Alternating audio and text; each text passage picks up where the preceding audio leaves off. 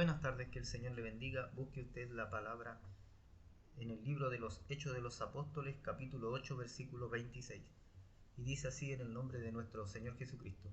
Un ángel del Señor habló a Felipe diciendo: levántate y ve hacia el sur, por el camino que desciende de Jerusalén a Gaza, el cual es desierto.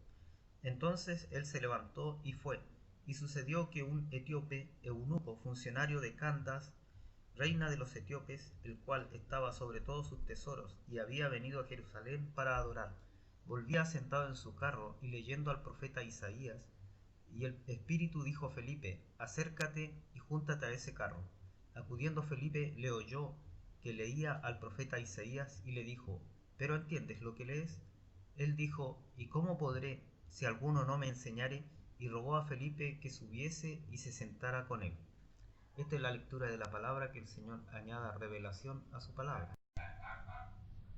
Vamos a orar para que el Señor nos dé revelación acerca de esta su palabra. Padre bueno, Señor eterno, gracias le damos, Señor de Dios. Su palabra ha sido leída. Le pedimos, Señor, que la revelación venga desde el trono de su gloria, Señor, desde su presencia.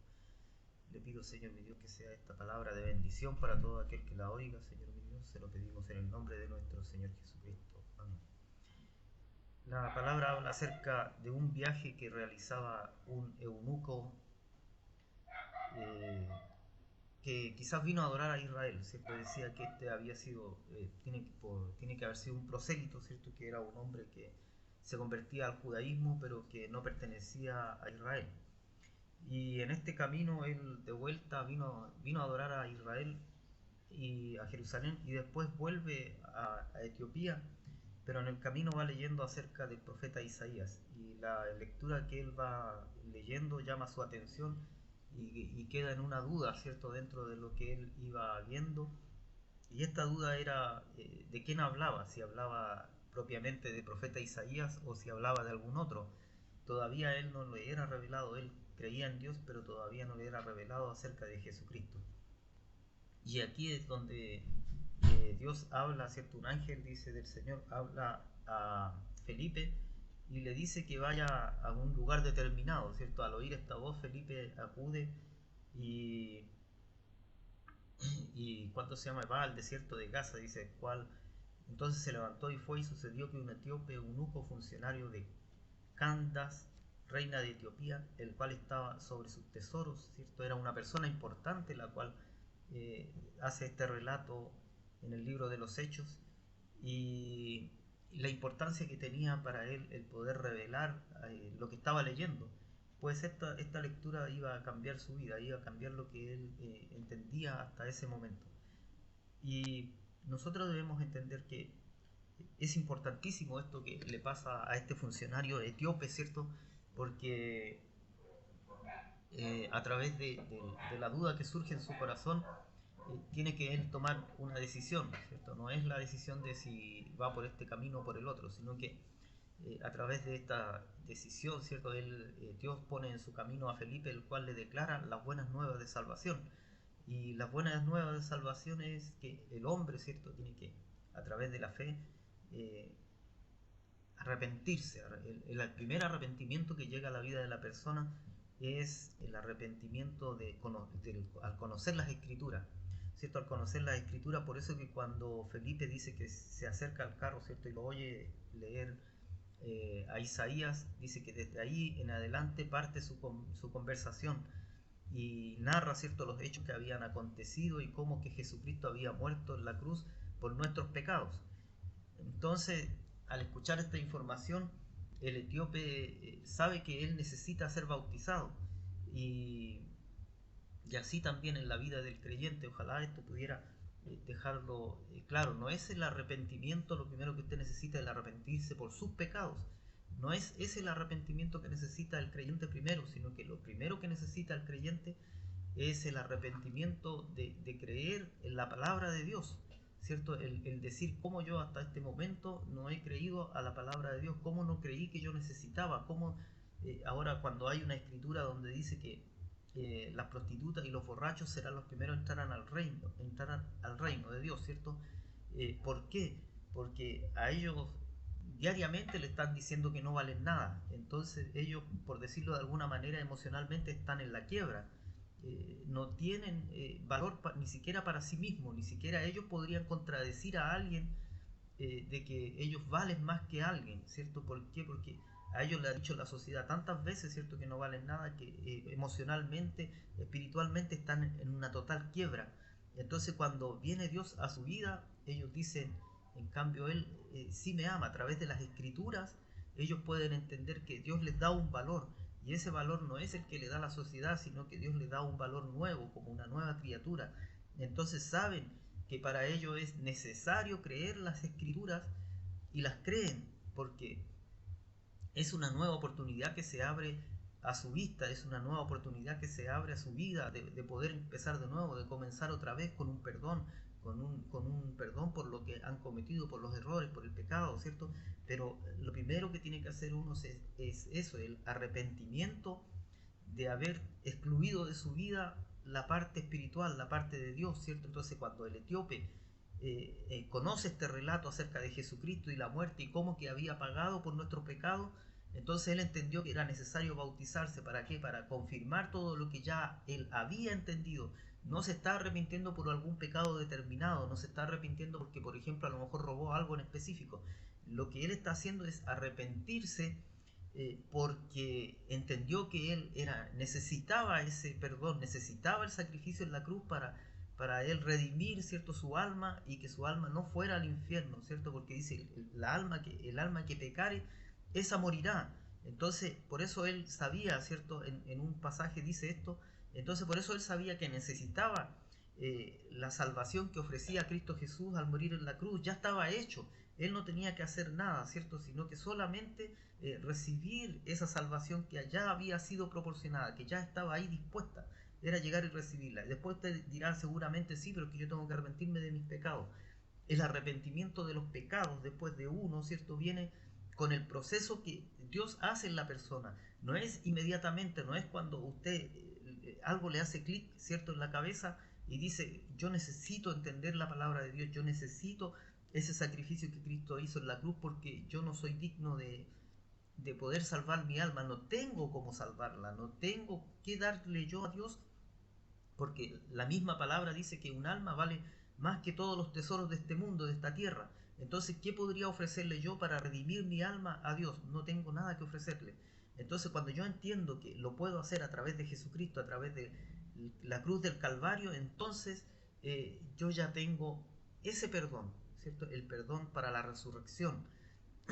Y después, en el transcurso del tiempo, a medida que yo voy caminando en este aprendizaje, ¿cierto?, de la palabra de Dios, entonces las mismas circunstancias, los mismos procesos, el mismo diario vivir me va a llevar a arrepentirme de mis pecados que yo cometí antes de conocer al Señor, ¿cierto? Entonces me va a traer un pecado en específico por el cual yo me voy a arrepentir. Me lo va a mostrar quizás como una vía positiva o como una película, usted la ve, ¿cierto? Y va a recordar algo que hizo, y usted va a compungirse en su corazón y va a decir, Señor, te pido perdón por ese pecado que cometí. No va a decir, usted no puede decirle al Señor, te pido perdón por todos los pecados que he cometido. No, porque usted tiene que estar consciente, ¿cierto?, de lo que hizo, del pecado que cometió, para que el Señor, el Señor ya le perdonó los pecados, pero para que usted entienda que usted va a ir en el proceso pidiendo perdón por los pecados que cometió antes de conocer al Señor, ¿cierto? Y después de esto, ¿cierto?, no podemos nosotros pensar que nosotros podemos hacer algo delante de Dios, sino que todo lo que nosotros hagamos va a ser por causa de lo que Dios ha hecho en nuestra vida, Él primero, ¿cierto? Entonces van a venir como consecuencia de haber conocido a Dios, ¿cierto? La salvación no es por obra, por lo tanto, yo por muy bueno que sea, bueno, entre comillas, ¿cierto? Se me pierde la cámara. Entre comillas, por muy bueno que yo crea ser, ¿cierto? Y piense que sobrepaso, ¿cierto?, el nivel de los demás, delante de Dios, eso no sirve. Las obras no me pueden justificar ni pueden salvar tampoco mi alma. Entonces, pero sí yo voy a hacer obras una vez que yo entro en el camino de Dios, ¿cierto? Y entro en su propósito y en su proyecto, entonces sí voy a hacer obras, porque el Espíritu de Dios me va a llevar a hacer obras, pero no son para salvación, no son para justificar algo, para redimir algo que hice mal, sino que son para dar testimonio acerca de la nueva criatura que Dios ha formado en mí. Entonces, cuando usted va a las escrituras, ¿cierto? Y entiende que el etíope entendió todo esto, para él fue claro, ¿cierto? Entonces dice, ¿cómo es esto? Y entonces, ¿cómo esto sucede? Entonces, cuando uno ve que Pedro, ¿cierto? El apóstol estuvo con Jesús y lo entendió de esta manera, dice en el capítulo 1 de Pedro, versículo 23, dice, siendo renacidos, no de simiente corruptible, sino de incorruptible por la palabra de Dios que vive y permanece para siempre, porque toda carne es como hierba y toda la gloria del hombre como flor de la hierba. La hierba se seca, la flor se cae, mas la palabra del Señor permanece para siempre. Entonces, cuando nosotros entendemos que el hombre es de paso por esta tierra, Dios en cambio es omnisciente, omnipresente, es sempiterno, eterno, ¿cierto? O sea, no tiene un principio, no tiene un fin. Las edades nosotros las pusimos para poder, o Dios puso las edades para nosotros poder entender los tiempos, pero Dios es eterno, está por siempre, desde siempre. Entonces dice que en cambio el hombre, ¿cierto? Dice que toda carne es como hierba y la gloria del hombre como la flor de la hierba, ¿cierto? La hierba tiene quizás un paso mayor, ¿cierto? Lo que usted plante, ¿cierto? Si usted planta un rosal, ¿cierto? Ese rosal va a durarle varios años, pero la flor de ese rosal, la que se maravilla la gente al mirarla, la que dice qué hermosa está esa flor, esa no dura tanto, dura un par de semanas y después se seca y se cae, ¿cierto? Y así también es la juventud del hombre, o la vanagloria del hombre, ¿cierto? Mientras es joven, el hombre se gloría, ¿cierto? De su belleza, de su fuerza, pero eso no dura tanto, ¿cierto? En cambio la vida del hombre parte, ¿cierto? Dependiendo de su madre, de su padre, y después termina dependiendo, ¿cierto? De los hijos o de alguien que lo quiera ayudar en su vejez. Y entonces toda esa vanagloria que hubo, ¿cierto? En la juventud se pierde también. Entonces por eso Pedro lo dice de esta manera, dice, porque toda carne es como hierba y toda la gloria del hombre como flor de la hierba se seca y la flor se cae, mas la palabra del Señor permanece para siempre. Nunca se va a acabar la palabra de Dios. Entonces Felipe entendió esto y dice, en el versículo 29 dice, y el Espíritu dijo a Felipe, acércate y júntate a ese carro. Acudiendo Felipe, le oyó, leía al profeta Isaías y dijo, pero ¿entiendes lo que lees? Y él dijo, ¿cómo podré si alguno no me enseñare? Y rogó a Felipe que subiese y se sentara con él. El pasaje de la escritura que leía era el libro de Isaías 53, versículos 7 y 8. Dice, como oveja a la muerte fue llevado, y como cordero mudo delante del que lo trasquila. Así no abrió su boca, en su humillación no se le hizo justicia, mas su generación, ¿quién la contará? Porque fue quitada de la tierra su vida. ¿Cierto? Aquí está hablando el versículo. Yo le recomiendo que usted lea el capítulo 53 de Isaías, porque habla del proceso que vivió Jesucristo, ¿cierto? En la tierra al pagar por nosotros, por nuestros pecados. Entonces dice, respondiendo el eunuco dijo a Felipe, te ruego que me digas de quién dice el profeta esto, de sí mismo o de algún otro. Entonces Felipe, abriendo su boca y comenzando desde esta escritura, le anunció el evangelio de Jesús, ¿cierto? Y el evangelio es las buenas nuevas, ¿cierto? Una buena noticia. Y la buena noticia es esa, que nosotros tenemos acceso a la salvación en la vida eterna desde el proceso, ¿cierto? Que partió con Jesucristo en la cruz del Calvario, aunque esto viene de mucho antes, Dios lo había planeado desde mucho antes la salvación para su creación, pero empieza, ¿cierto?, a verse, por decirlo de alguna manera, edificándose en la tierra, ya que los hombres podían verlo, ¿cierto?, y podían tomar su decisión en el momento que Jesús empieza a anunciar este evangelio. O tal vez desde que Juan, ¿cierto?, el Bautista empieza a predicar acerca del arrepentimiento, entonces comienza todo esto a gestarse y empieza a ser visible a los hombres. Y aunque el pueblo de Israel no lo tomó, pero sí hubo una promesa que fue tomada por los gentiles que somos nosotros, y esa es, ¿cierto?, la que ofrece Dios, la salvación.